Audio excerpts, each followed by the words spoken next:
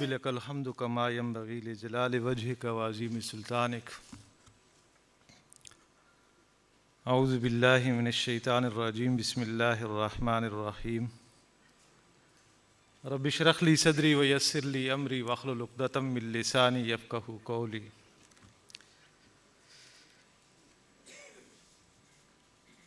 اللہم وفقنا لما تحب وترضى آمین یا رب العالمین. وقت چونکہ کم ہے تو اس لیے میں نے اپنے خطبے میں ان آیات کی تلاوت نہیں کی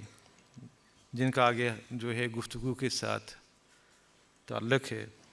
تو چلیں جب وہ موقع آئے گا تو انشاءاللہ وہ آپ کے سامنے آ جائیں گی. ابھی ہمیں جو اس حوالے سے تھوڑا اپنا سبق تازہ کرنا ہے وہ آپ کی نظر میں ہے، آپ اس سے بخوبی واقف ہیں اور بار بار بیان بھی کیا ہوگا، اکثر نے سنا بھی ہوگا. بنیادی طور پہ اقامت دین، اس سے کیا مراد ہے، اس پہ بھی زیادہ تردد نہیں ہوگا آپ کو کہ ہم خوش قسمتی سے کہیں یا بدقسمتی سے وقت کے اس دائرے میں موجود ہیں کہ دین قائم نہیں ہے، ہمیں اسے قائم کرنا پڑ رہا ہے. اور صاف ظاہر ہے کہ وہ اجتماعیات انسانیہ کے جو گوشے ہیں، پولیٹیکو سوشو اکنامک جو ہے وہ کارنرز جو ہوتے ہیں، ان میں سے کسی بھی جگہ پر اللہ کے دین کی بالادستی نہیں ہے. تو جب نہیں ہے تو ہماری نجات کا انحصار اور تقاضا یہ ہے کہ ہم اپنے نظری اور فکری سطح سے اٹھ کر سماجی، معاشی اور سیاسی سطح پر اللہ کے دین کی چھاپ بالفعل اور عملاً اس کو نمایاں کرنے کے لیے اپنا وقت اور صلاحیتیں جو ہیں اس طرف لگائیں. سورہ شورى کی آیت ہے، اس میں سیاق و سباق سے جو ہے قطع نظر وہ جو خاص حصہ ہے، ان اقیموا الدین ولا تتفرقوا فیہ، کہ تم دین کو قائم کرو اور اس معاملے میں کسی پھوٹ میں نہ پڑو. تو دو صورتیں ہو سکتی ہیں کہ اللہ کا دین قائم ہے، وہ نظام موجود ہے جو نوع انسانی کے لیے دنیاوی اعتبار سے ایک جنت کا نمونہ جو ہے وہ بن جاتا ہے اگر ان کی زندگیوں میں آ جائے، اور اخروی اعتبار سے اس کی نجات کا سامان اسی میں ہے. تو ہمارے دائیں بائیں دیکھیں تو کہیں بھی اللہ کی زمین پر یہ نظام اپنے پوری آب و تاب کے ساتھ موجود نہیں ہے. موجود ہوتا تو اس کی حفاظت فرض ہے، موجود نہیں ہے تو اس کا قیام، اس کو کھڑا کرنا یہ فرض ہے. اور اس میں وہ جو غلط فہمی ہے ہمارے ہاں پائی جاتی ہے کہ یہ فرض عین ہے یا فرض کفایہ ہے، تو ہمارے ہاں علماء کرام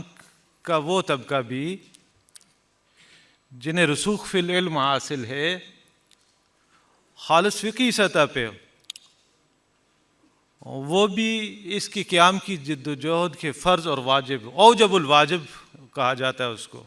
جیسے فقہ کی متداول کتابیں ہیں، بڑی کتابیں ہیں. ہاں، وقت کے دائرے میں موجود جو ہے علماء کرام جو اپنی بقا کی جنگ لڑ رہے ہیں، جس طرح سے جو ہے اپنی خانقاہوں کا معاملہ ہے، مدارس کا معاملہ ہے، ان کی توجہ اگر تھوڑی دائیں بائیں ہو گئی ہے تو وہ اس وقت اس وجہ سے ہوئی ہے کہ وہ اپنی بقا کی خاطر کچھ نہ کچھ، جسے کہتے ہیں ہیلا سازی تو ویسے بھی جو ہے وہ کوئی بری شے نہیں ہے، لیکن وہ دائمی نہیں ہوتی، وہ تو عارضی ہوتی ہے. تو دائمی نظر کے اعتبار سے، دائمی اصول کے اعتبار سے اقامت دین کی جد و جہد، یہ دین اگر قائم نہیں ہے، موجود نہیں ہے، تو اسے قائم کرنے کی جد و جہد فرض اور جو ہے لازمی ہے علماء کے نزدیک بھی. اور پھر یہی ہمارے علماء کرام چاہے متقدمین ہوں یا متاخرین ہوں، وہ قرآن مجید میں وارد ہونے والے اوامر اور نواہی کے حوالے سے اس اصول کے قائل ہیں کہ یہ کہیں اگر کسی کام کے کرنے کا حکم آیا ہے تو اس کام کو کرنے کی کوشش میں لگ جانا وہ بھی واجب ہے، اور اگر کسی کام سے منع کیا گیا ہے تو اس کام سے رک جانا، باز آ جانا، وہ بھی واجب ہے۔ الامر للوجوب والنہی للوجوب۔ تو یہ غلط فہمی ہمارے ہاں اگر جو ہے موجود ہے تو وہ فقہا کے ہاں جو ہے اس حوالے سے کوئی کسی قسم کا تردد نہیں ہے۔ علاقائی تناظر میں آپ اسے دیکھ سکتے ہیں کہ جب انگریز کا قبضہ تھا یہاں تو اس وقت بھی ایک گروہ وہ تھا، وہ ایک وقت تک تو میری نظر میں ایک خاص جو ہے وہ پیرخانہ اس کے حوالے سے وہ بات تھی، لیکن اللہ تعالیٰ مغفرت فرمائے ڈاکٹر عبدالقدیر خان صاحب کی جو ہمارے محسن بھی ہے، دنیا سے چلے گئے، انہوں نے کچھ مضامین لکھے تھے جس میں پھر ایک خاص جو ہے حلقے کے علماء کے سر خیل ان کا تذکرہ آیا کہ انہوں نے بہرحال وہ کہا تھا کہ ہمیں جو ہے کوئی ایسا کام نہیں کرنا چاہیے، چونکہ انگریز ہمارا آقا ہے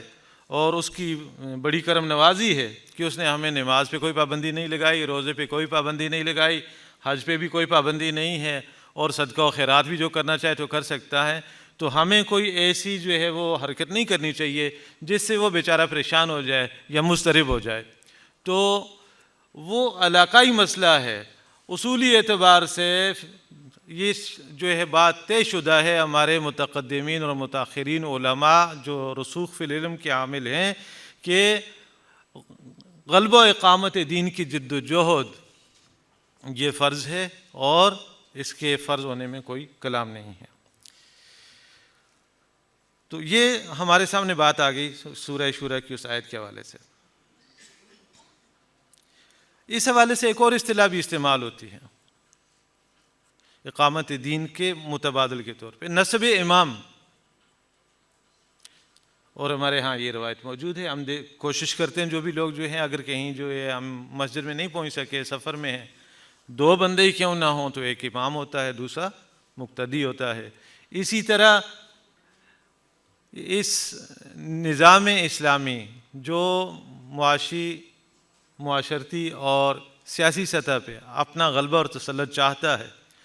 اس کے قیام کے لیے اگر کوئی جد و جہد کرنا چاہے تو اس کے لیے بھی جو ہے جد و جہد کرنے والی جماعت کا کوئی امام یا قائد، کوئی فکری رہنما وہ لازم قرار دیا گیا ہے۔ اسی بات کو قرآن مجید میں نبی اکرم صلی اللہ علیہ وسلم کے مقصد بعثت کے حوالے سے بھی 3 مقامات پہ ذکر کیا گیا ہے۔ وَالَّذِي أَرْسَلَ رَسُولَهُ بِالْهُدَى وَدِينِ الْحَقِّ لِيُظْهِرَهُ عَلَى الدِّينِ كُلِّهِ کہ نبی اکرم صلی اللہ علیہ وسلم کو اللہ نے الہدا اور دین حق دے کے بھیجا ہے، اور اس کا مقصد یہی ہے، نبی صلی اللہ علیہ وسلم کی بعثت کا مقصد یہی ہے کہ اس الہدا اور دین حق کو تمام کے تمام باطل جو ہے ادیان، تمام کی تمام باطل روشیں، تمام کے تمام باطل طریقے جو اجتماعیات انسانیہ میں رائج ہیں ان کو ہٹا کر ان کی جگہ جو ہے اسلام کا عادلانہ نظام عدل اجتماعی جو ہے وہ قائم اور نافذ کیا جائے۔ ہمیں ایک بات پڑھائی گئی ہے،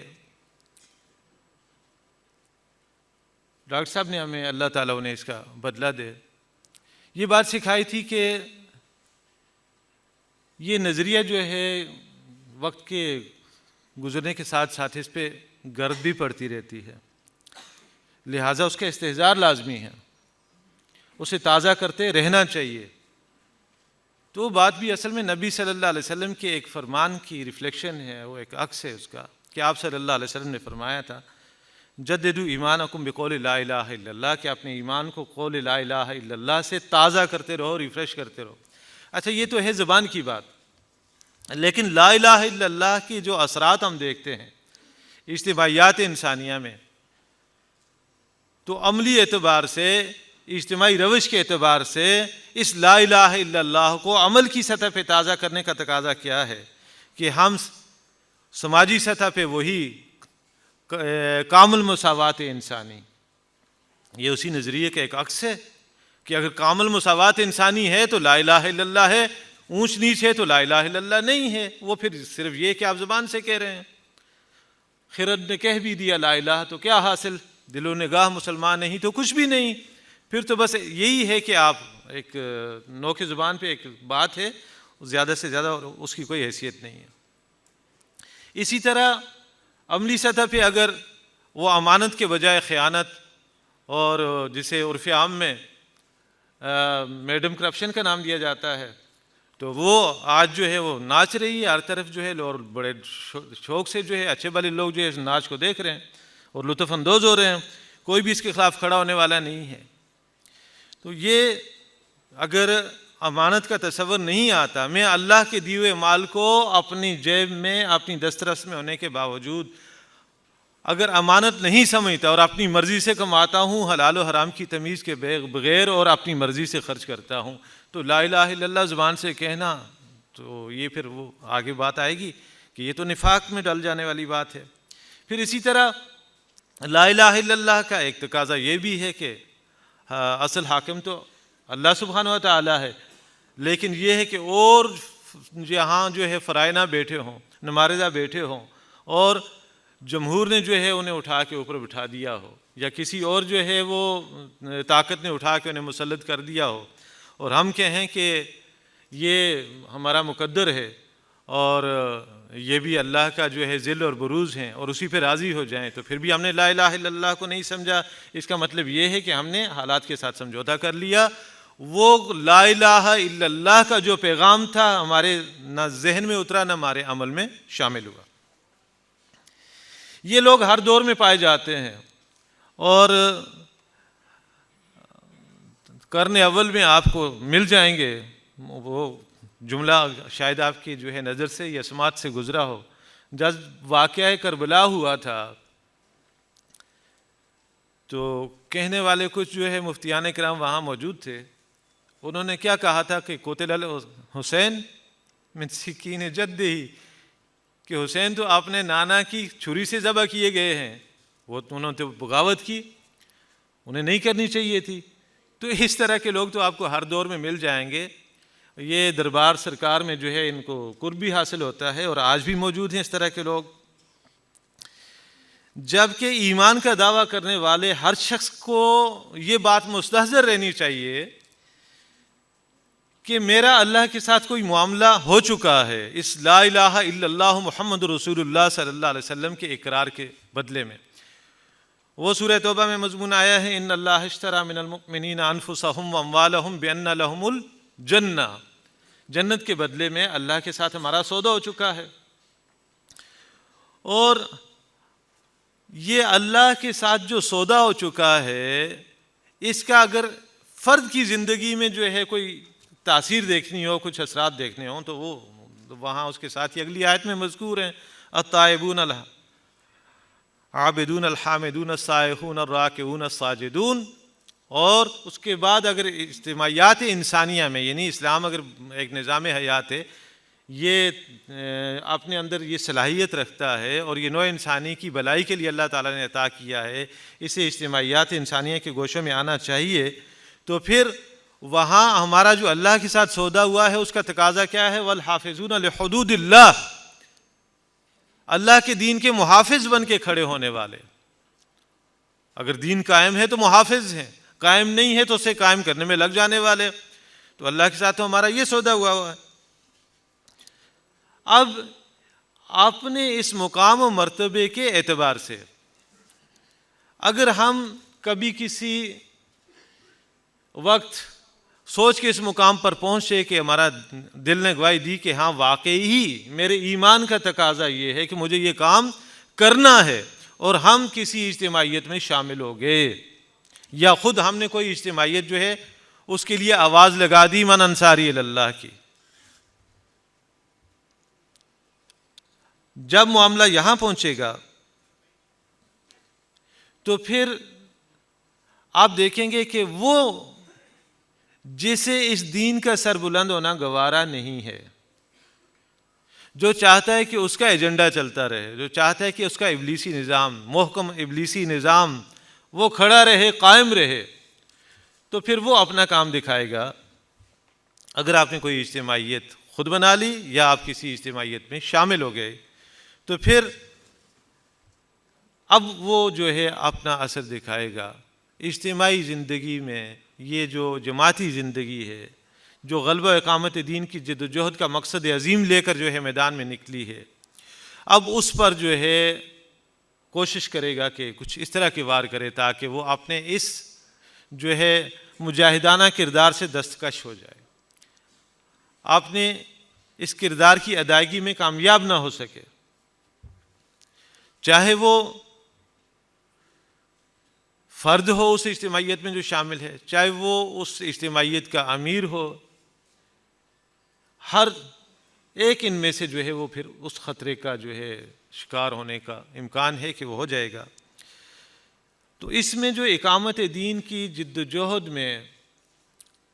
جو انحراف ہوتا ہے، ڈیویشن ہوتی ہے، اس کے مختلف اسباب ہیں جو ڈاکٹر صاحب نے بھی اللہ تعالیٰ انہیں جزائے خیر عطا فرمائے ہمیں بتایا کہ یہ اسباب ہو سکتے ہیں. کہ ایک وقت ایسا تھا کہ کسی دائی نے پکار لگائی، لوگ اس کے گرد اکٹھے ہو گئے. اب یہ ہے کہ ہونا تو یہ چاہیے تھا کہ وہ جس نعرے کے ساتھ میدان میں اترا تھا اسی نعرے کے تناظر میں لوگوں کو جو ہے آگے چلاتا، لیکن یہ ہے کہ کہیں سے کوئی خوف، کوئی اندیشہ آ کے اس کے دامنگیر ہو گیا، ذاتی کمزوری اور کوئی خامی ایسی جو ہے سامنے آ گئی کہ اب اسے پیچھے ہٹنا پڑ رہا ہے. تو عین ممکن ہے ایسا ہو سکتا ہے کہ کسی بندے نے کام شروع کیا، وقتی جو ہے جذبات کی ابالی آئی، ایک جو ہے جوش آیا، نکل پڑے، لیکن جب عملی میدان میں قدم رکھا، لوگوں کو ساتھ لے کر چلنا وہ تھوڑا مشکل کام ہے، نہیں چل سکے. تو پھر یہ ہے کہ اپنے اس انحراف یا پسپائی یا رک جانے یا توقف کرنے کا اس کی وہ تعویل کریں گے، اس کی کوئی توجیہ بیان کریں گے. تو عین ممکن ہے ایسا ہو سکتا ہے. بڑی بڑی تحریکیں جو ہیں اپنا رخ بدل دیتی ہیں، آپ کے سامنے کی بات ہے. وہ جن کا ماضی شاندار تھا اب ان کا حال دیکھیں کہ کتنا داغدار ہے. ڈھکی چھپی بات تو نہیں ہے، بڑی بڑی تحریکوں کا یہ حال ہو چکا ہے کہ ذاتی کمزوری اور خامی کی بنا پہ جو قیادت کی سطح پہ ہوئی ہے اس نے جو ہے اجتماعیت کا ہی ستیہ ناش کر دیا. دوسرا سبب اس انحراف کا یہ بھی ہو سکتا ہے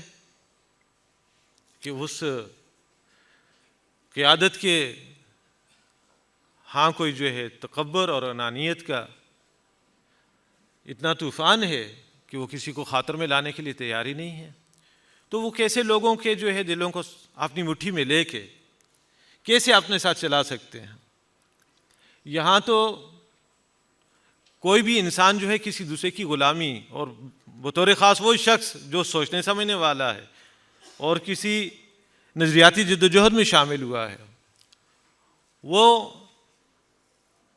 اگر یہ بانپ لے کہ میں کسی کے تکبر یا کسی کی انانیت کی بینٹ چڑھ رہا ہوں تو وہ کیسے اس کے ساتھ چل سکتا ہے. آدمی پر آدمی فرما روائی کیوں کرے، جس کا حق بندگی وہ خدائی کیوں کرے. میرے جیسا انسان اور جو ہے وہ مجھے مس یوز کرے، غلط استعمال کرے، ممکن نہیں ہے. پھر بھی جو ہے امکان ہوتا ہے کہ لوگ اس کے دائیں بائیں سے چھٹ جائیں. وہ جو نرگسیت کا شکار ہو، تکبر میں جو ہے وہ بڑے بڑے جو ہے جو سورما ہیں، بڑے بڑے جو ہے شیاطین ہیں، ان کو بھی پیچھے چھوڑ دے تو لوگ اس سے چھٹ جائیں گے. جیسے قرآن مجید میں کہا گیا نبی صلی اللہ علیہ وسلم سے بھی کہ اگر آپ جو ہے درست خو ہوتے، آپ کے اندر کوئی جو ہے غرور اور تکبر ہوتے اور آپ جو ہے یہ نرم دلی سے محروم ہوتے تو لوگ کس طرح آپ کے گرد اکٹھے ہوتے، یہ تو چھٹ جاتے، آپ سے دور ہو جاتے.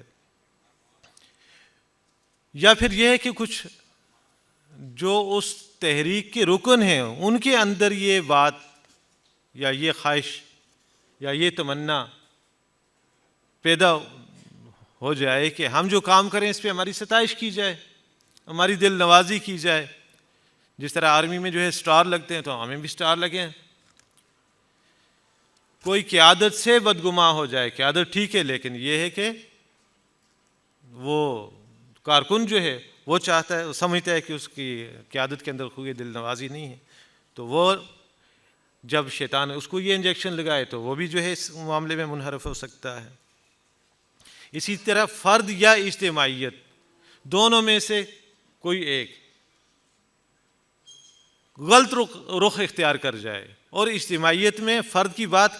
قائد کی حیثیت میں ہو رہی ہے، یا تو وہ قائد یا وہ اجتماعیت یہ کسی مرحلے پر غلط جو ہے رخ اختیار کر لے، اور کوئی اسے متنبہ بھی کرے، وارن بھی کرے، بتائے کہ جناب آپ غلط موڑ مڑ چکے ہیں، لیکن وہ اپنے اس غلط موڑ مڑنے کو جسٹیفائی کرنے کے لیے ضد اور اصرار کا رویہ اختیار کرے، تو جو لوگ ان کے ساتھ شامل ہیں، جو ان کو وارن بھی کر رہے ہیں، جب دیکھیں گے کہ یہ لوگ تو اصلاح کے لیے تیار نہیں ہیں، تو لازمی نتیجہ ہے کہ وہ الگ ہو جائیں گے۔ جس طرح وہ اپنے جو ہے ایک جو ہے روش کی تعویل کر کے اس کو جسٹیفائی کر رہے ہیں، تو اس کے پاس تو زیادہ جو ہے اچھی دلیل ہے، اقوی دلیل ہے، اور انسانوں کا اوورال معاملہ بھی یہ ہے کہ وَفِيمَا لِلنَّاسِ يَعْشِقُ مَذَاهِبُ، ہر آدمی وہ جو بت پوجنے والا بھی ہے وہ بھی اصل میں بت کو پوجنے کی دلیل اپنے پاس رکھتا ہے، اس کے دل کو اطمینان حاصل ہوتا ہے تب وہ بت کو پوج رہا ہوتا ہے۔ جو وطن کو پوجتا ہے اس کے پاس بھی دلیل ہوتی ہے، جو قوم کی پرستش میں لگا ہوا ہے، جو دولت کی پرستش میں لگا ہوا ہے، تو اس کے پاس دلائل ہیں، اس کا دل مطمئن ہے، اس لیے وہ جو اس کام میں لگا ہوا ہے، ورنہ عدم اطمینان کے ساتھ تو کوئی بھی آدمی جو ہے کہیں کوئی کام نہیں کر سکتا۔ اسی طرح کوئی شخص سمجھتا ہے کہ کام تو کرنے کا یہی صحیح ہے، لیکن اس کے اندر اس کام کو کرنے کی ہمت نہیں ہے۔ اب جو لوگ اس کام کو کر رہے ہیں، اب انہی لوگوں میں سے جو ہے وہ کیڑے نکالنا شروع ہو جاتا ہے، اس فکر میں سے کیڑے نکالنا شروع ہو جاتا ہے۔ ڈاکٹر صاحب فرمایا کرتے تھے کہ لنڈی بلی، لنڈی ہماری پہاڑی میں اس بلی کو کہتے ہیں جس کی دم کٹی ہوئی ہو، کہ لنڈی بلی کی خواہش ہوتی ہے کہ ساری بلیاں لنڈی ہو جائیں، تو ایسی لنڈی بلیاں آپ کو ہر دور میں ملیں گی، ہمارے یہاں بھی موجود ہیں۔ وہ کبھی تعبیر کی غلطی کی صورت میں جو ہے وہ سامنے آ جاتی ہیں، کبھی جو ہے غامدی ٹائٹل کے ساتھ جو ہے سوشل میڈیا اور الیکٹرانک میڈیا پہ بھی آ جاتی ہیں۔ ان کا تذکرہ ڈاکٹر صاحب نے بھی اپنی کتابوں میں، اپنے خطابات میں کیا ہے، اور آج کل بھی جو ہے کہ جو صاحب بصیرت لوگ ہیں وہ بہرحال ان کو بھاگنے تو نہیں دیتے، ان کو پکڑ لیتے ہیں، حالانکہ وہ ان کا تانا بانا جتنا بھی ہے اس میں کوئی جان نہیں ہے۔ اگر وہ بات جو ہے ڈاکٹر صاحب کی ہو یا ہمارا جو ہے معاملہ ہو، ہماری فکر کا، شبان کی فکر کا معاملہ ہو، تو یہ کوئی نئی فکر تو نہیں ہے، اس کا تو ایک تسلسل ہے۔ ڈاکٹر صاحب سے چلتے ہیں آپ پیچھے سید ابو العلا مودودی ہیں، پھر اس کے بعد ابوالکلام آزاد ہیں، علامہ اقبال ہیں، پھر اس کے پیچھے آپ دیکھیں تحریک شہیدین کے لوگ ہیں، پھر اس کے پیچھے چلے جائیں تو شیخ منصرندی ہیں، شاہ ولی اللہ ہیں، پھر یہ عجم سے عرب کی طرف چلے جائیں، تو یہ تو ایک جو ہے مسلسل اور تسلسل کے ساتھ جو ہے چلنے والا عمل ہے، جس کا جو ہے باقاعدہ شجرہ بھی محفوظ ہے۔ یہ کوئی مجہول النسب معاملہ نہیں ہے، غلبہ اقامت دین کی جد و جہد، بلکہ مجہول النسب لوگ جو ہے اس کے در پہ جو ہیں، اور یہ آپ کو ہر دور میں مل جائیں گے، وہ میں نے آپ کے سامنے رکھ دیا۔ انہیں نبی صلی اللہ علیہ وسلم نے فرمایا کہ یہ شر من تحت ادیم السماء من عندہم فتنۃ تخرج وفیہم تعود، یہ آسمان دنیا کے نیچے کی بدترین مخلوق ہیں، یہ آپ کو مل جائیں گے، ہر دور میں رہے ہیں، آج بھی موجود ہیں۔ اب دیکھیں یہ انحراف جو ہے اس کا تعلق ایک ایسے ناسور کی طرف جو ہے وہ آپ دیکھ سکتے ہیں کہ جڑتا نظر آتا ہے، جس سے ہمارے جو بزرگ ہیں، اسلاف ہیں، وہ بھی لرزاں و ترساں رہے، اور اس کی وجہ یہ تھی کہ ان کے پاس وہ متاع تھی کہ وہ اندیشہ محسوس کرتے تھے، وہ مرض نفاق ہے۔ حضرت فاروق اعظم رضی اللہ تعالیٰ عنہ کا واقعہ جو ہے آپ کے سامنے ہے کہ آپ زخمی حالت میں ہیں اور اپنے صاحبزادے سے مخاطب ہیں اور کہتے ہیں کہ بیٹا ایسا کرو کہ تم اماں عائشہ کے پاس جاؤ رضی اللہ تعالیٰ عنہ، اور ان سے جا کے اجازت مانگو کہ حضور کے پہلو میں مجھے بھی جگہ دے دیں جو انہوں نے اپنے لیے رکھی ہوئی ہے۔ یہ اس وقت کی بات ہے جب ان کو جو ہے وہ زخم لگ چکا تھا، آپ کو دودھ پلایا گیا، لیکن دودھ آپ کے بجائے اس کے کہ معدے میں یا پیٹ جو ہے جانے کے آپ کے پہلو سے نکل گیا تھا۔ اور فرمایا کہ اگر انہوں نے اجازت دے دی اور جا کے کہنا کہ امیر المومنین نے نہیں بلکہ آپ کے بیٹے نے یہ سوال کیا ہے۔ انہوں نے جا کے وہ بات رکھی ان کے سامنے، تو اماں جان نے اجازت دے دی۔ اب جب وہ واپس آئے ہیں صاحبزادہ عمر، تو حضرت عمر نے دوسری بات ان سے کہی کہ دیکھو الحمدللہ انہوں نے اجازت دے دی، لیکن ایک بات کا اور ذرا خیال رکھنا۔ وہ بات کیا ہے کہ تم دیکھنا اگر میرے جنازے میں حذیفہ شامل ہوا تو مجھے وہیں حجرہ عائشہ میں دفن کر دینا، اور اگر وہ میرے جنازے سے غائب ہو گیا تو پھر مجھے عام قبرستان میں دفن کرنا۔ کیوں؟ حضرت حذیفہ رضی اللہ تعالیٰ عنہ وہ صحابی ہیں جنہیں نبی صلی اللہ علیہ وسلم نے منافقین کے نام بتائے تھے، اور نبی صلی اللہ علیہ وسلم نے یہ فرمایا تھا کہ یہ مرض نفاق اتنا ہولناک مرض ہے کہ اس کی پسندیدہ غذا ایمان ہے، اور لگتا اس کو ہے جس کے پاس ایمان ہو۔ ما خافہ الا المؤمن وما امن منہ الا المنافق۔ اس سے کوئی شخص اپنے آپ کو محفوظ نہیں سمجھتا سوائے اس کے جو منافق ہو، اور اس سے ڈرتا کوئی نہیں ہے سوائے مومن کے۔ تو انہوں نے اپنے صاحبزادے سے کہا کہ دوسری بات یہ دیکھنا، کیونکہ اگر خدا نہ خواستہ میں ان لوگوں میں شامل ہوں تو پھر مجھے وہاں نہیں جانا چاہیے، حضور کے پہلو میں نہیں جانا چاہیے، آپ کے پڑوس میں نہیں جانا چاہیے۔ یہ جو نفاق ہے اس کا بھی اجتماعی جو ہے جد و جہد کے ساتھ، اجتماعیت کے ساتھ بڑا قریبی تعلق ہے۔ سورہ منافقون ہم نے پڑھی ہے، اس میں ہم دیکھتے ہیں کہ وہ غلبہ اقامت دین کی جد و جہد کے حوالے سے ہی ایک تحریک نبی صلی اللہ علیہ وسلم کی، اس کو سامنے رکھ کے جو ہے قیامت تک کے لیے رہنمائی سامنے رکھ دی گئی ہے کہ قسمیں کھانے کی ضرورت نہیں ہے، میدان موجود ہے، آؤ لگاؤ، بازی لگاؤ جان کی۔ یہاں زبان سے خدمت کی ضرورت نہیں ہے۔ حضور صلی اللہ علیہ وسلم کو رسول ماننے کا مطلب کیا ہے کہ اب آپ صلی اللہ علیہ وسلم کے لائے ہوئے دین کی غیرت میں جینا ہے، اب شارٹ کٹ نہیں مارنا ہے۔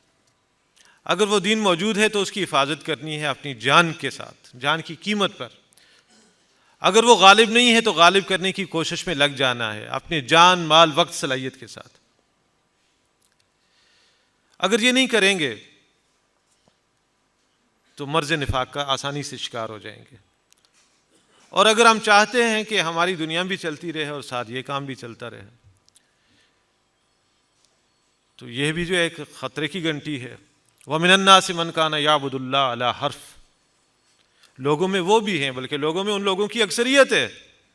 جو اللہ کو کنارے کنارے پوجتے ہیں۔ فَإِنْ أَصَابَهُ خَيْرٌ، اگر اسے فائدہ ہوتا ہے چاہے وہ دنیاوی فائدہ ہو،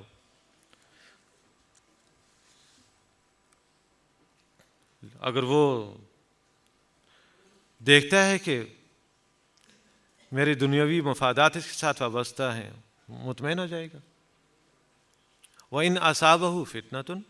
آزمائش آئے گی، اپنے اوپر مشقت اور جبر کر کے گھر سے نکلنا پڑ رہا ہے، اپنا پیٹ کاٹ کے اس راستے میں لگانا پڑ رہا ہے، اپنے ناراض ہو رہے ہیں، میں جو ہے بالکل غریب اور اوپرا ہونے والا ہوں، لوگ میرے جو ہے اپنے خونی رشتے مجھ سے دور ہوتے چلے جائیں گے، میری نوکری چلی جائے گی، میرا کاروبار ٹھپ ہو جائے گا، تو پھر پسپائی اختیار کرتا ہے، یہ ڈیویشن ہے۔ اور اس کے لیے کہا خسر الدنیا والآخرہ ذالک هو الخسران المبین، ایسے لوگ دنیا میں بھی ناکام ہوتے ہیں چاہے کوئی اجتماعیت ہو چاہے کوئی فرد ہو، اور آخرت کی ناکامی تو یقینی ہے۔ ذالک هو الخسران المبین۔ اور سورہ کہف میں ان کے بارے میں کیا کہا گیا، ایسے رویے کے بارے میں، الذین ضل سعیہم فی الحیاۃ الدنیا وہم یحسبون انہم یحسنون صنعا۔ اپنا نفس ہی کوئی شے نمایاں جو ہے خوشنما کر کے دکھا دے، مطمئن کر دے، لیکن یہ ہے کہ وہ ایک انحراف ہو، ڈیویشن ہو، انسان کو پتہ نہ چلے، ایسا ممکن ہے۔ سورہ بقرہ میں بالکل شروع میں کہا کلما اہدیٰ لہم مشوا فیہ واذا اظلم علیہم قاموا۔ جب کوئی مسئلہ نہیں ہے چلیں جی اجتماع میں بھی آ گئے ہیں، جب کوئی مسئلہ نہیں ہے اور آپ کی ہر کارروائی میں بھی شریک ہے، لیکن یہ ہے کہ جب کسی کام کی قربانی دے کر جو ہے پہنچنا پڑ رہا ہے تو اب اس کے لیے ہیلے بہانے ہیں، بیوی بیمار ہے، چھٹی نہیں ملی ہے، تو اس طرح کے ہیلے بہانے جو ہے تراشنا شروع کر دیں گے۔ تو یہ بھی اصل میں ایمان کی کمزوری اور ضعف کی علامت ہے۔ اسی طرح جو لوگ اس کام میں لگے ہوئے ہوں گے اور اس سے قطع نہ انہیں پرواہ ہی نہیں ہوگی، دیوانہ وار اس کام میں لگے ہوئے ہوں گے، نہ اپنی صحت کی پرواہ ہے، نہ اولاد کی پرواہ ہے، نہ کاروبار کی پرواہ ہے، نہ ملازمت کی پرواہ ہے۔ ابھی ان کی طرف دیکھتے ہیں کہ اس نے کیا ہمیں بھی وقت ڈالا ہوا ہے۔ یہ شخص اگر اس طرح دیوانہ نہ ہوتا ہمارے لیے تو آسانی ہوتی۔ اب اس کی دیوانگی ہمیں جو ہے وہ ایکسپوز کر رہی ہے کہ یہ اس کام کے ساتھ یہ پیچھے رہ گئے ہیں، وہ آگے نکل گیا ہے، تو اب اس کے ساتھ دشمنی شروع ہو گئی ہے۔ یقولون لئن رجعنا الی المدینۃ لیخرجن الاعز منها الاذل۔ عبداللہ ابن ابی کا قول جو ہے نقل کیا گیا سورۃ المنافقون، ہم اگر لوٹے پلٹے واپس مدینہ پہنچ گئے، منافق کا یہ مسئلہ ہے کہ اندر سے بڑا بودھا ہوتا ہے، دعویٰ کتنا بڑا کر رہا ہے، نکالیں گے وہاں سے جا کے، لیکن کہہ رہا ہے کہ اگر پہنچ گئے تو یہ ہے وہ بودھا کردار، کھوکھلا۔ تو ان لوگوں کے ساتھ دشمنی اور عداوت ہو جاتی ہے جو یہ کام کرتے ہیں، بڑھ چڑھ کے کرتے ہیں، اپنی جان کی قیمت پہ، اپنے جو ہے آلات کی اور اپنی معاش کی قربانی دے کے کرتے ہیں، ان کے ساتھ دشمنی۔ یہ دشمنی بھی اسے جو ہے پسپائی پہ آمادہ کرتی ہے، اور اس کا واپسی کا سفر، دائرے کا سفر شروع ہو جاتا ہے۔ یہ کام کرتے ہیں اور وہ بے نقاب ہوتے ہیں، لہذا لازمی ہے کہ یا تو جو ہے یہ کام کریں یا کام کرنے والا نہ رہے، اور اس کے علاوہ کوئی راستہ نہیں ہے۔ وہ جو کہتے ہیں کہ مذبذبین بین ذالک لا الہ الا کوئی حل نہیں نکل رہا ہے، تو حل یہی نظر آ رہا ہے کہ ان کو ختم کرو تاکہ گلیاں ہو جان سنجیاں وچ مرزا یار پھرے، ان پر عرصہ حیات، کافیہ حیات اور زمین تنگ کر دو تاکہ ہم اپنی من چاہی زندگی جو ہے وہ گزاریں۔ اور انہی لوگوں کے بارے میں یہ بھی کہا کہ اگر تھوڑا سا آزمائش کا معاملہ آ جائے تو پتہ چل جاتا ہے کہ نیچے جو ہے زمین زرخیز ہے یا نیلی سل ہے، پتھر ہے، تھوڑی سی آزمائش ہے۔ تو عدم فرضیت اقامت دین کا ایک جو ہے وائرس اندر موجود ہے، اور وہ ان جو ہے رویوں کی صورت میں، ایسی روش کی صورت میں سامنے آ رہا ہے۔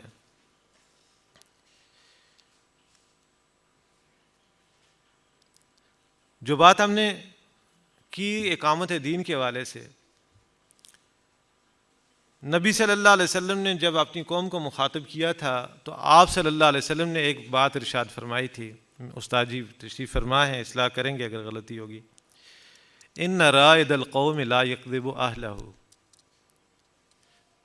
قوم کا رہنما کبھی اس سے جھوٹ نہیں بولتا۔ ایک اصطلاح استعمال ہوتی ہے مفہوم مخالف، فقہ کی اصطلاح ہے، اس کو سامنے رکھیں تو ترجمہ کیا بنے گا کہ جو قوم سے جھوٹ بولتا ہے وہ رہنما ہونے کا اہل نہیں ہے۔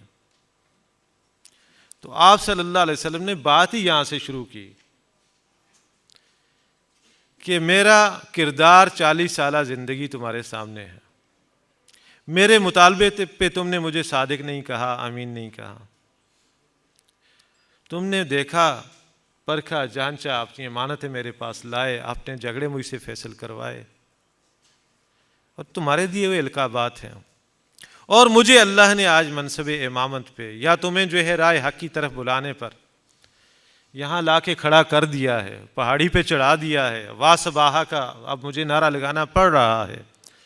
تو یاد رکھو کہ میں کبھی تم سے جھوٹ نہیں بولوں گا،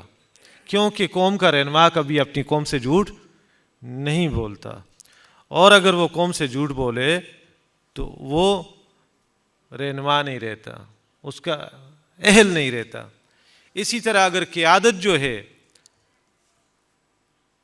اپنی اجتماعیت میں شامل، اپنے کارکنان کے ساتھ، اپنے رفقا کے ساتھ جھوٹ والا معاملہ اختیار کرے تو وہ بھی قیادت کی اہل نہیں رہتی۔ لہٰذا اس جھوٹ کو جوڑ لیجئے، وہ 4 علامات جو نبی صلی اللہ علیہ وسلم نے بتائی ہیں کہ 4 من کن فیہ فہو منافق خالص، 4 باتیں جس کے اندر ہوں وہ پکا منافق ہے۔ پہلے نمبر پہ کیا ہے؟ اذا حدث کذب، جھوٹا شخص جب بات کرے جھوٹ بولے، یا یہ ہے کہ اپنا ایسا جو ہے فکر اسلامی کی الف بے کا پتہ نہ ہو، لیکن اس کی اپیرنس ایسی ہو جیسے پیرانے پیر لگتا ہو، تو یہ بھی تو جھوٹ ہے نا۔ لوگ دھوکا کھا جائیں کہ کیا جناب یہ ذل سبحانی یہاں سے گزر رہے ہیں، دستار ہے، داڑھی ہے، وہ لباس ہے، یہ ہے، وہ ہے، یہ بھی ایک طرح کا جھوٹا پیکر اختیار کرنا، یہ بھی نفاق کا مظہر ہوتا ہے۔ تو اذا حدث کذب واذا اؤتمن خان، امین بنایا جائے تو خیانت کرے۔ تو امین ابر عالم سب امین ہیں۔ اگر ہم نے کہا اشہد ان لا الہ الا اللہ واشہد ان محمدا عبدہ ورسولہ، تو ہم امین ہیں نا، ہمارے پاس ایک پیغام ہے، توحید کی امانت سینوں میں ہے ہمارے، آسان نہیں مٹانا نام و نشان ہمارا، تو ہم امین ہیں، دعویٰ ہے ہمارا۔ اگر آج ہم اس امانت کو آگے نہیں پہنچاتے، نہ خود اس پر عمل کرتے ہیں، نہ لوگوں کے لیے جو ہے دعوت عمل کا تقاضا رکھتے ہیں، تو خیانت ہے۔ اسی کو کرپشن بھی کہتے ہیں۔ اور تیسری بات آپ صلی اللہ علیہ وسلم نے فرمائی کہ تیسری نشانی کیا ہے؟ وَإِذَا وَعَدَ أَخْلَفَ، وعدہ کرے تو اس کے خلاف کرے۔ اور یہ وعدہ جس کا تذکرہ ابھی ہم نے کیا تھا سورہ توبہ کی آیات کی روشنی میں، ان اللہ اشتری من المؤمنین انفسهم واموالهم بان لهم الجنہ، تو ہم نے ایمان کا دعویٰ کیا، گویا کہ ہم نے عہد کیا کہ ٹھیک ہے جی، ہم آپ کے ساتھ یہ عہد کرتے ہیں، آپ ہماری جان بھی لے لیں، ہمارا مال بھی لے لیں، ہمیں جنت دے دیں۔ اللہ کے ساتھ ہم نے عہد کیا، اب جنت کا عہد کر کے جان اس کو بیچ کے اسی بیچی ہوئی شے کو اپنے کاموں میں جو ہے صرف کرتے ہیں، استعمال کرتے ہیں، تو یہی تو خیانت ہے۔ اگر ہمارے اوقات کا اکثر حصہ جو ہے وہ ہمارے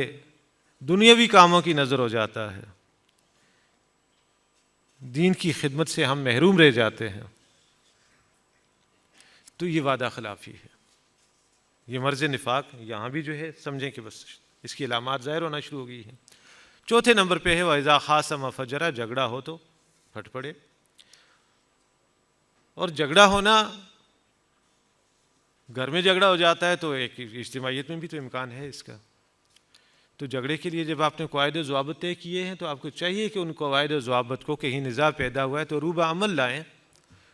وہ آپ نے کس لیے جو ہے مقدس دستاویز جو ہے وہ بنا کے رکھی ہوئی ہے، جو چیزیں طے شدہ ہیں ان کو بوقت ضرورت، جب ان کی ضرورت ہو، روبہ عمل آنا چاہیے کہ نہیں آنا چاہیے۔ تو جو حادثہ ہمارے ساتھ تنظیم اسلامی میں ہوا، اللہ نہ کرے کل شبان میں بھی یہی ہو، تو ہم جو کہیں وہ زبان و دل میں 1000 سال کا فاصلہ نہیں ہونا چاہیے، جو چیزیں لکھی ہیں وہ میں اشارہ کر دوں، شاید آپ سمجھ جائیں گے۔ ہمارے بھائی جو ہیں خالد عباسی صاحب کو جب ان کے حوالے سے بات چل رہی تھی تو انہوں نے کہا جی کہ مجھے موقع دیں، فلور آپ کے پاس موجود ہے، شورا میں اپنی بات رکھتا ہوں، اگر میری بات غلط ہے تو میں اس سے رجوع کر لوں گا، اگر بالفرض آپ سے غلطی ہو گئی تو امکان تو ہے نا، ہو سکتی ہے، تو آپ رجوع کر لیجئے، کون سا جو ہے آسمان گرے گا، ہم اکٹھے چلیں گے، پھر بھی چلیں گے۔ آدمی کی عظمت کی ایک دلیل یہ بھی ہے نا، غلطی ہو تو مان جائے اور اللہ کا شکر ادا کرے کہ کسی نے مجھے توجہ دلائی ہے۔ ہمیں بھی ایک دوسرے کا جو ہے اللہ تعالیٰ جو ہے یہ نعمتیں جو ہمیں دی ہوئی ہیں، دائیں بائیں بیٹھے ہوئے ہیں، یہ آئینے جو ہیں جن میں ہم دیکھ کے اپنی جو ہے وہ روش درست کرتے ہیں، اپنی شکل و صورت جو ہے درست کرتے ہیں، جس طرح آئینہ دیکھ کے، اسی طرح کوئی بھائی مجھے بتائے گا تیرے اندر یہ خامی ہے، میں اس کی اصلاح کروں گا، میں اس کو بتاؤں گا، وہ اصلاح کرے گا۔ اسی طرح اجتماعیات انسانیہ میں وہ فورم ہوتے ہیں جہاں بتایا جاتا ہے کہ اس اجتماعیت کے حوالے سے یہ شے مضر ہے، آپ اس کی اصلاح کر دیجئے۔ تو وہاں جھگڑا نہیں ہونا چاہیے، اگر جھگڑا ہے تو نفاق کی علامت ہے، اگر نفاق پیدا ہو گیا تو یہ نفاق ایک نفاق باہمی بھی ہوتا ہے، وہ بھی جو ہے آپ کو انحراف کی طرف لے کے جائے گا۔ تو دوبارہ ذرا یہ چیزیں مستحضر کر لیجئے۔ پہلی بات یہ ہے کہ یہ اجتماعیات انسانیہ کے 3 گوشے، معاشی، معاشرتی اور سیاسی سطح پر اللہ کا بول بالا ہو، اللہ اور اس کے رسول صلی اللہ علیہ وسلم کی بات ہی آخری اور قطعی ہو۔ اگر ایسا ہے تو یوں سمجھیے کہ ہم ایک ایسے ماحول میں جی رہے ہیں جہاں اللہ کا دین سربلند ہے، اور اگر ایسا نہیں ہے تو اس کا مطلب یہ ہے کہ اللہ کے دین کو سربلند کرنے کی ضرورت ہے۔ ان لوگوں کے ذمے فرض ہے یہ کام جنہوں نے دعویٰ کیا ہے اشہد ان لا الہ الا اللہ و اشہد ان محمدًا عبدہ و رسولہ۔ اپنی ذاتی کمزوریوں اور خامیوں پر نظر کرتے رہیں، اللہ سے جو ہے دعا مانگتے رہیں، مدد مانگتے رہیں، کسی نوع کا تکبر اور انانیت کبھی اس کا شکار نہ ہو۔ آپ کی جو ہے دل نوازی کی جائے نہ کی جائے، آپ اس چکر میں پڑے ہی نہ۔ اگر اندر سے آواز آتی ہے کہ کوئی ستائش نہیں کرتا، کوئی آپ کی جو ہے دل نوازی نہیں کرتا، تو اس کا مطلب یہ ہے کہ آپ ایک انویسٹمنٹ کر رہے ہیں اور آپ چاہتے ہیں کہ اس کا جو ہے آپ کو ریوارڈ ملے، تو یہ بھی اصل میں وہ ریا میں چلا جائے گا جو اخلاص کی ضد ہے، اور آپ کا وہ عمل ضائع ہو جائے گا اور یہ پسپائی کا باعث بنے گا۔ اسی طرح اگر جو ہے کہیں ہمارا کوئی ساتھی یا یہ اجتماعیت کسی وقت اللہ نہ کرے ایسا موقع آ جائے کہ یہ غلط رخ پہ جو ہے مڑنا چاہتی ہو یا مڑنے والی ہو، تو ہمیں کھڑے ہو جانا چاہیے کہ نہیں، یہ روش صحیح نہیں ہے، بلکہ یہ ہماری اس فکر کے مغائر ہے جس کو لے کے ہم چلے تھے۔ اگر اجتماعیت جو ہے اس نے اس تنبؤ کو قبول کر لیا اور واپس آ گئی اپنے ٹریک پہ تو بچ جائے گی، ورنہ یہ ہے کہ کھائی میں گر جائے گی اور ختم ہو جائے گی۔ اور اس انحراف کی جملہ جتنی بھی صورتیں ہیں، ان سے بچنے کا طریقہ کیا ہے؟ لا تلہکم اموالکم ولا اولادکم عن ذکر اللہ ومن یفعل ذلک فاولئک هم الخاسرون وانفقوا مما رزقناکم من قبل ان یأتی احدکم الموت۔ جن چیزوں کو بچانے کے چکر میں جو ہے ہم اللہ کے دین کو جو ہے اہمیت دینے سے جو ہے وہ رہ جاتے ہیں، ہمیں جو ہے ان چیزوں کو بچانے کے بجائے اللہ کے دین کی غیرت میں جینا چاہیے، اور دین کا وہ تصور جو کرنے اول میں ہی اصل میں تھوڑا سا اس پہ گرد آنا شروع ہو گئی تھی۔ یہی وجہ ہے کہ سیدنا عبداللہ ابن مبارک رحمہ اللہ کو یہ کہنا پڑا، یا عابد الحرمین لو ابصرتنا لعلمت انک بالعبادۃ تلعبی، کہ یہ حرمین کا جو ہے طواف کرنے والے، 5 نمازیں وہاں پڑھنے والے اور زمزم سے وضو کرنے والے، کاش کہ تو ہمیں دیکھتا تو تجھے لگ پتہ جاتا کہ تو عبادت نہیں کھلواڑ کر رہا ہے۔ اللہ کے دین کے لیے یہ چیلنج درپیش ہے، اور تم جو ہے اپنے روحانی جو ہے ترقی میں لگے ہوئے، اور روحانی ترقی تو اللہ کے دین کی غیرت میں جینے سے حاصل ہوتی ہے، اللہ کے دین سے منہ موڑ کر اور جو ہے رہبانیت اختیار کرنے سے حاصل نہیں ہوتی۔ اللہ سبحانہ و تعالی ہمیں فرد کی حیثیت میں بھی، اجتماعیت کی حیثیت میں بھی دین کے اس تصور پر جو ہمیں حاصل ہوا ہے بڑی محنت اور مشقت سے، ہمارے اسلاف کی محنتوں سے اور ان کی قربانیوں سے ہم یہاں تک پہنچے۔ اللہ تعالیٰ اس تصور پر ہمیں استقامت عطا فرمائے، اپنے دین کے غلبے کی جد و جہد کے لیے ہمارے مال اور ہماری جان کو قبول فرمائے۔ اس راستے میں جو چیزیں ہمارے لیے خطرے کا باعث ہیں، اللہ تعالیٰ ان سے ہماری حفاظت فرمائے، اور جس نے بھی یہاں خلوص کے ساتھ کام کیا، اللہ تعالیٰ اس کا اجر آخرت میں عطا فرمائے، نظر بد سے بچائے اور اپنی خصوصی حمایت اور نصرت سے دنیا اور آخرت میں سرفراز فرمائے۔ جزاکم اللہ خیرا۔